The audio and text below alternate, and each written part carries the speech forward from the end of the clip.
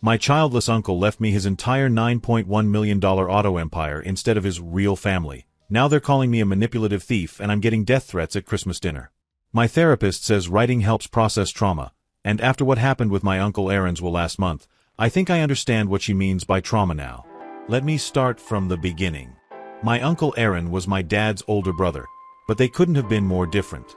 Dad was always chasing the next get-rich-quick scheme, borrowing money from relatives, making grand promises about business ventures that never materialized.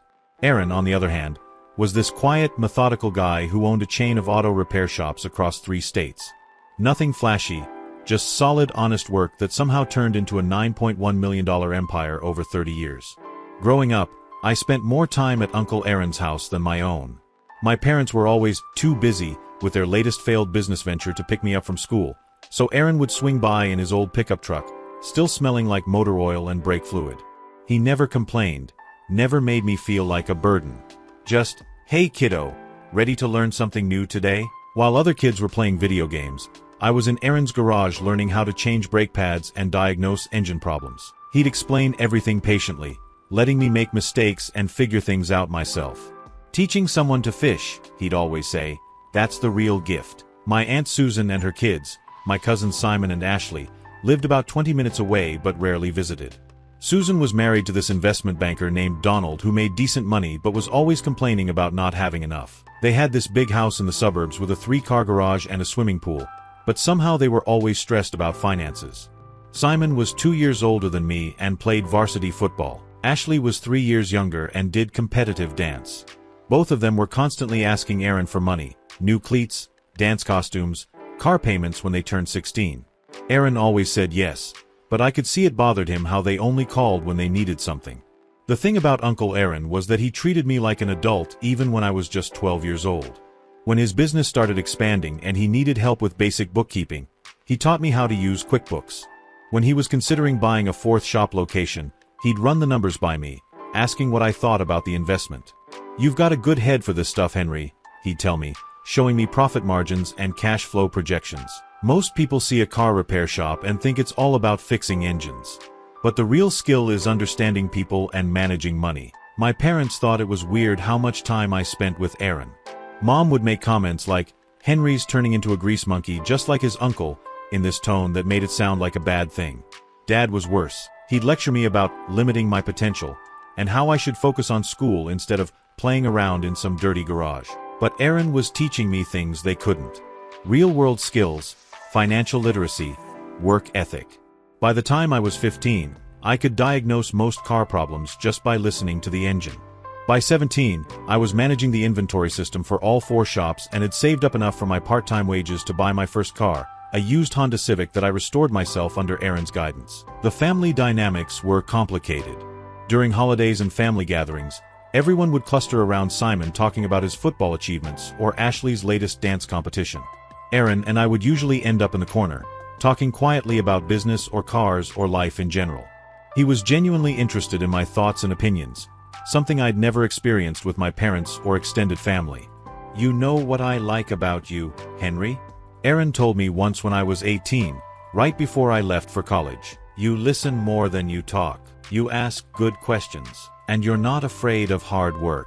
Those qualities will take you further than any diploma." I went to State University for mechanical engineering, partly because Aaron encouraged me to get a formal education, and partly because I wanted to make him proud. He'd call me every Sunday evening to check in, ask about my classes, offer advice about professors and study strategies.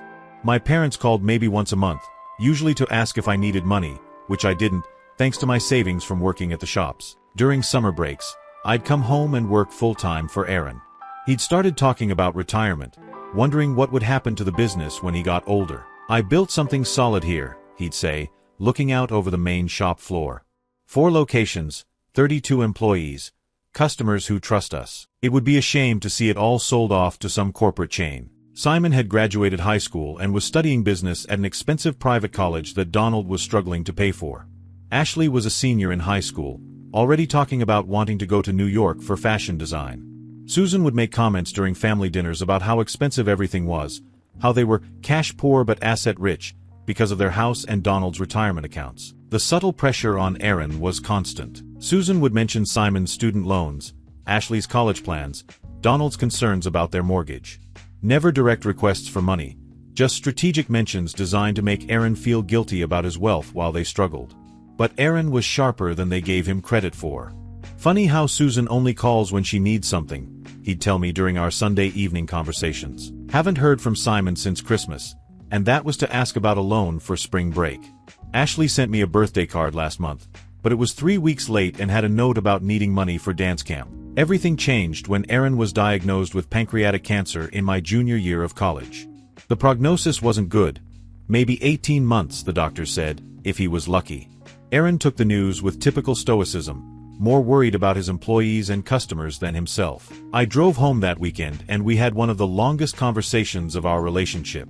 Aaron was sitting in his favorite chair in the living room, looking older and more tired than I'd ever seen him, but still sharp as ever. "Henry, I need to be honest with you about some things," he said. "This business, everything I've built, I always thought I'd have more time to figure out what comes next. But time's not something you can negotiate with." He pulled out a folder full of documents, business valuations, property assessments, financial statements. The numbers were staggering. The 4 auto shops were worth about $3.2 million. His real estate investments had grown to $2.8 million. His stock portfolio and retirement accounts totaled another $2.6 million. Plus cash savings, life insurance policies, and other assets. "I never flashed money around because I didn't want people treating me differently," Aaron explained. "But I also didn't want to leave a mess for whoever comes after me. Everything's organized, documented, legally sound." We talked about his employees, his customers, his concerns about keeping the business running smoothly during his treatment. Aaron was more worried about letting other people down than about his own mortality. "What about the family?" I asked, because even though I was young, I understood that this kind of money would change everything. Aaron was quiet for a long moment. "That's complicated, kiddo. Susan's been dropping hints about inheritance for years, usually right before she asks for another loan. Simon called me last week, first time in 6 months, suddenly very interested in the family business. Ashley sent me a card saying how much she loves me and how she hopes we can spend more time together before." He trailed off. "But none of them were interested before you got sick," I said. "Exactly."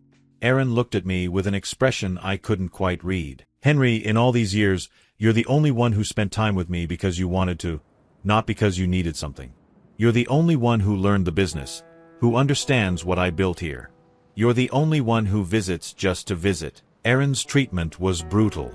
Chemotherapy that left him exhausted and nauseous, radiation treatments that burned his skin, surgical procedures that kept him in the hospital for weeks at a time. I took a semester off from college to help manage the business and drive him to appointments. The family response was complicated. Susan would visit occasionally, usually bringing homemade soup and staying just long enough to ask about Aaron's estate planning. Simon came home from college for spring break and spent most of his visit talking about potentially modernizing the business operations, code for selling everything and cashing out. Ashley was actually the most genuine of the three. She'd visit Aaron in the hospital, bring him magazines and puzzle books, sit with him during chemotherapy sessions. But even she would make comments about hoping the family could stay close after Aaron was gone, usually followed by mentions of her college expenses. My parents were useless, as usual. Dad kept talking about what a windfall Aaron's death would be for the family, apparently forgetting that his brother was still alive and could hear these conversations. Mom was more subtle but equally calculating, suggesting that family money should stay in the family, and wondering aloud whether Aaron had considered the tax implications of different inheritance structures. Meanwhile, I was essentially running 4 auto repair shops while taking care of a dying man. Aaron had trained his shop managers well, but major decisions still needed to be made. Supplier contracts, employee issues, equipment purchases, customer complaints, everything filtered through me to Aaron, who would make decisions from his hospital bed or living room recliner. "You're handling this better than I did at your age," Aaron told me one evening after a particularly long day. "Most 20-year-olds would crumble under this kind of pressure." "I learned from the best," I said, which made him smile for the first time in weeks. About 6 months before Aaron died, he asked me to drive him to his lawyer's office. Samuel Peterson was this old-school attorney who'd handled Aaron's business legal work for decades, the kind of lawyer who still used fountain pens and kept paper files. "Aaron wants to update his will," Peterson explained, "and he's requested that you be present for this discussion." I started to object. This felt like private family business. but Aaron held up his hand. "Henry, you need to hear this. It affects you." What followed was the most uncomfortable hour of my life. Aaron had decided to leave me everything. Not just a portion, not just the business, everything. The auto shops, the real estate, the investments, the life insurance policies. All $9.1 million of it. "I've thought about this for months," Aaron explained to Peterson while I sat there in shock. "Susan has her own life, her own family. Donald makes good money. Simon and Ashley will find their own paths. But Henry has been part of this business since he was 12 years old. He understands it, respects it, and I trust him to keep it running the right way." Peterson went through the legal implications, the tax consequences, the various ways to structure the inheritance to minimize complication. Aaron had thought of everything. There were specific provisions for his employees, bonuses, extended health insurance, job security guarantees. There were charitable donations to local organizations. But the bulk of everything went to me. "Aaron, are you sure about this?" I asked when we were alone in the car afterward. "I mean, Susan's your sister-in-law. Simon and Ashley are your blood relatives. Henry, in the past 5 years, how many times has Susan called just to chat? How many times has Simon visited without asking for money? How many birthdays did Ashley remember before she needed something?" I couldn't answer because we both knew the truth. "Blood doesn't make family," Aaron continued. "Care makes family. Respect makes family. You've been more of a son to me than anyone else in this world." Aaron died on a Tuesday morning in February, peaceful in his sleep at the hospice center. I was holding his hand when it happened, just like he'd been holding mine through all the difficult moments of my childhood and adolescence. The funeral was packed. Customers from all 4 shops, employees past and present, business associates, neighbors, community members whose cars Aaron had fixed over the decades. The eulogies painted a picture of a man who'd lived quietly but impacted hundreds of lives through his honesty, work ethic, and generosity. My family's behavior at the funeral was telling. Susan sobbed dramatically at the graveside, making comments about losing her dear brother-in-law, and wondering how the family would stay connected without Aaron bringing everyone together. Simon and Ashley seemed genuinely sad, but I caught them having hushed conversations with Susan about estate matters and family obligations. My parents were worse. Dad actually approached several of Aaron's business associates to introduce himself as the surviving brother and mention his concerns about the business transition. Mom spent the reception collecting contact information from customers and employees, claiming she wanted to stay in touch with people who'd been important to Aaron. The will reading was scheduled for the following Friday.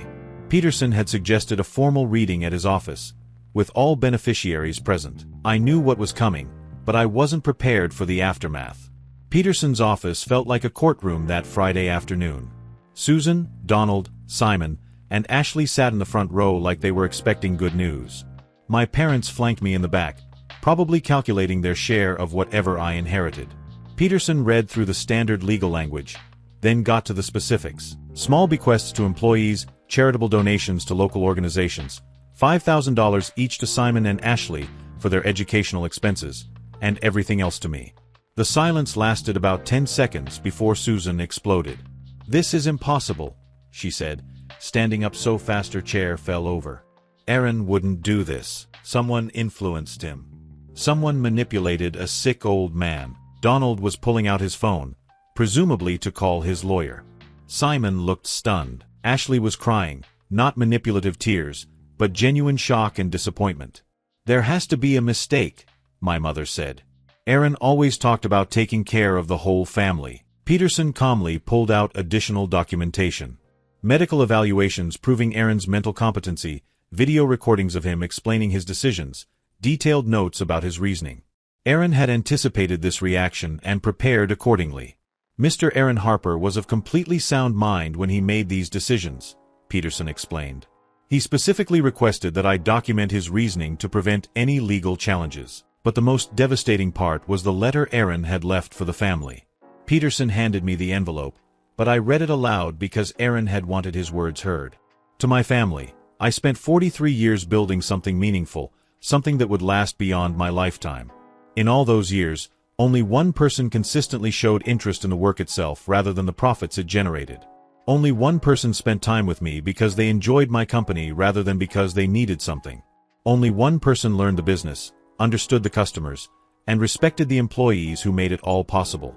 That person was Henry, and that's why Henry inherits what I built. The letter went on to detail specific examples. Susan's loan requests that were never repaid. Simon's promises to visit that were always broken. Ashley's sudden interest in family relationships that coincided with college application deadlines. My parents' years of dismissing Aaron as a grease monkey, while simultaneously expecting financial support. I don't blame you for being disappointed, the letter concluded. But I hope you'll understand that inheritance should be earned through relationship, not expected through genetics. The aftermath was swift and brutal. Susan hired a lawyer to contest the will, claiming undue influence and mental incapacity. The legal challenge lasted 6 months and cost her family their savings, but Aaron's documentation was too thorough to overcome.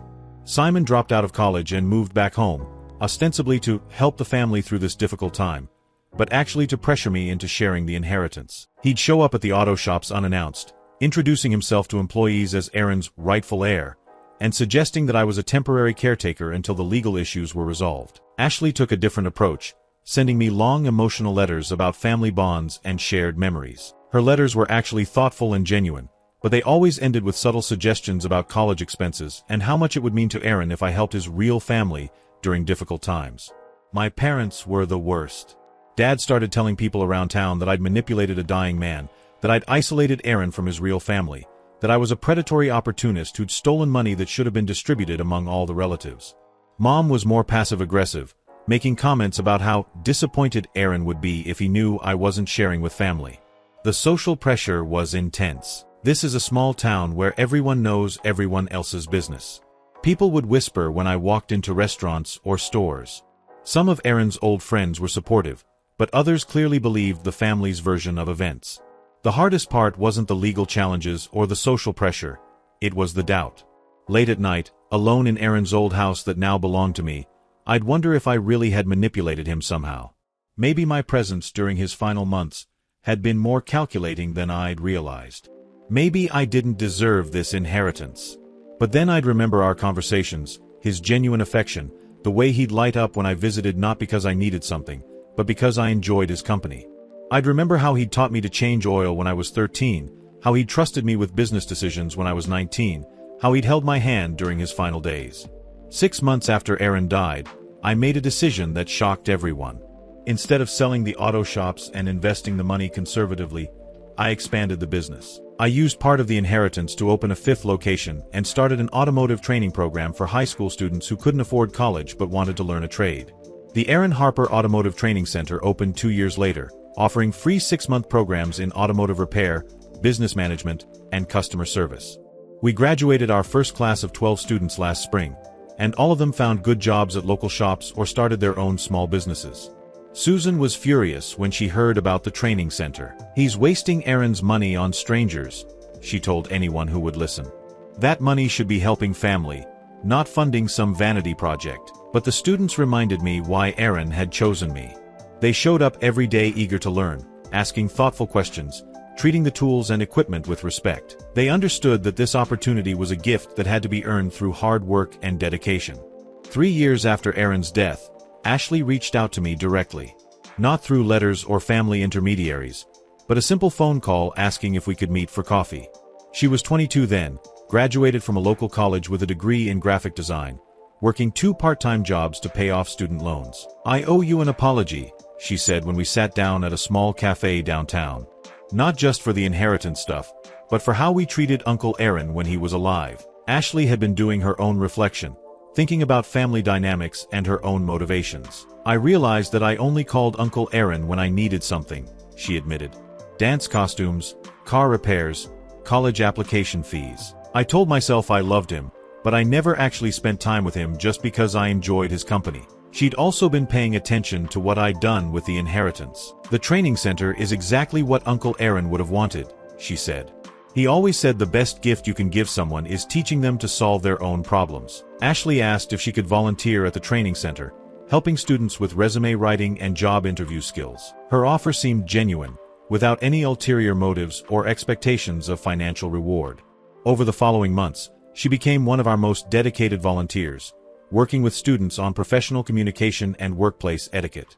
Simon's journey was different. He spent 2 years angry and resentful, spreading rumors about my theft of the family fortune and making vague threats about legal action. But eventually, the reality of his situation forced some self-reflection. At 25, Simon was living with his parents, bouncing between part-time jobs, accumulating credit card debt and student loans he couldn't repay. The inheritance he'd been counting on was never coming, and his family's legal bills had exhausted their savings. "I need to learn a trade," Simon told me during an awkward phone conversation. "Something practical, something that pays decent money." I was wondering, could I apply for your automotive program? It was a difficult conversation. Simon had spent years bad-mouthing me and questioning my character, but he was also Aaron's nephew, and Aaron had loved him despite his flaws. I agreed to let him apply, but made it clear he'd be treated like any other student, no special privileges, no family favors. Simon struggled at first. He'd never worked with his hands, never learned to follow detailed instructions or accept criticism from supervisors. But gradually, he began to understand what Aaron had been trying to teach all of us, that meaningful work requires humility, persistence, and genuine respect for the craft. Susan's response to her children's reconciliation with me was explosive. She accused Ashley and Simon of betraying the family and being bought off by someone who'd stolen their rightful inheritance. The confrontation happened at Simon's graduation ceremony from the automotive program, in front of students, families, and community members. "This is all wrong," Susan shouted, pointing at me during the ceremony. "That money should have been divided equally. Aaron was manipulated. This whole thing is a fraud." But by then, the community had seen what I'd done with Aaron's legacy. The training center had graduated 43 students. The auto shops were thriving, employing 52 people with good wages and benefits. I'd established a scholarship fund for local high school students interested in trade education. Simon stood up during Susan's outburst. "Mom, stop. Uncle Aaron made the right choice. Henry has done exactly what Uncle Aaron would have wanted with this money. He's helping people, creating jobs, teaching skills. We never cared about the business when Uncle Aaron was alive. We only cared about the money." Susan's marriage to Donald didn't survive the financial stress and social embarrassment. They divorced 18 months later, selling their house and splitting their remaining assets. Susan moved to another state to live with her sister, still bitter and resentful about the inheritance she'd never legally deserved. My parents took longer to come around. Dad eventually admitted that he'd been disappointed by Aaron's decision, but recognized that I'd used the inheritance responsibly. Mom remained distant but stopped making public comments about the unfairness of the situation. 5 years after Aaron died, the Automotive Training Center graduated its largest class ever, 28 students who'd completed the 6-month program. The graduation ceremony was held at the main auto shop, the same building where Aaron had taught me to change brake pads when I was 12 years old. As I watched those young men and women receive their certificates, I realized that Aaron's real gift wasn't the money. It was the understanding that wealth should be used to create opportunity, not just accumulate comfort. Every graduate represented someone who now had marketable skills, earning potential, and the confidence that comes from mastering a trade. Several graduates had started their own small businesses. Others had been hired by local shops at wages significantly higher than minimum wage. A few had used their automotive knowledge as stepping stones to other careers: engineering, business management, technical sales. "Uncle Aaron would be proud," Ashley said, standing beside me during the ceremony. She'd become the program's volunteer coordinator, helping students transition from training to employment. Simon, now 27 and running one of the satellite auto shops, had become one of our most effective instructors. His journey from entitled college dropout to skilled technician and teacher resonated with students who'd faced their own struggles and setbacks. The family dynamics had fundamentally changed. Instead of everyone expecting handouts from Aaron's wealth, his legacy had become about creating value and sharing knowledge. The auto shops provided good jobs for dozens of families. The training center gave opportunities to people who might otherwise have struggled to find meaningful work. Looking back 6 years later, I understand that Aaron's inheritance was never really about the money. It was about recognizing someone who understood his values and would continue his mission of helping people solve problems through honest work and practical skills. The family members who contested the inheritance were thinking about what they could take from Aaron's legacy. I was thinking about what I could build with it. That difference in perspective explains why Aaron chose me and why his choice was ultimately correct. Susan never reconciled with the family. She sent a card last Christmas with no return address, just a brief note saying she hoped everyone was well. Simon and Ashley have both thrived in their own ways, finding success through their own efforts rather than inherited wealth. The most important lesson I learned is that family isn't just about genetics, it's about shared values, mutual respect, and genuine care for each other's well-being. Aaron understood that better than anyone, and his inheritance decision reflected that understanding. Today, the Aaron Harper Automotive Training Center has graduated over 200 students. The original auto shops have expanded to 7 locations across 2 states.